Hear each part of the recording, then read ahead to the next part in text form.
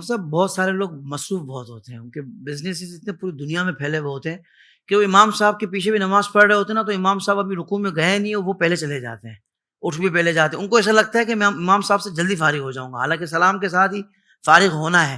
تو کیا جو امام سے بھی پہلے رکوع اور سجود کر رہے ہوتے ہیں یا اٹھ رہے ہوتے ہیں، تو کیا یہ عمل درست ہے؟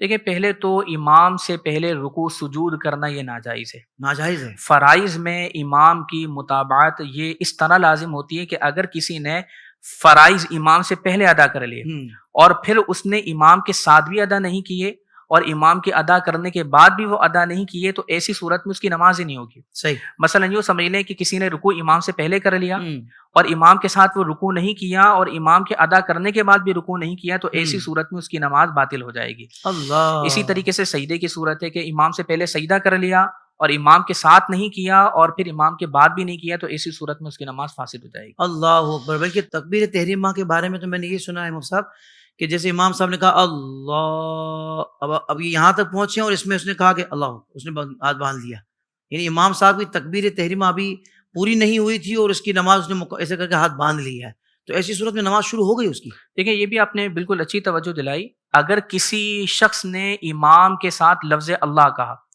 اور اکبر امام کے ختم کرنے سے پہلے ہی ختم کر لیا، تو اس کی نماز ہی شروع نہیں ہوگی۔ نماز شروع ہی نہیں ہوگی؟ نماز اس کی شروع ہی نہیں ہوگی، اس کے دوبارہ تکبیر تحریمہ کے امام کے ساتھ شامل ہونا ہوگا۔ اللہ اکبر، یہ احتیاط بھی کرنی ہے۔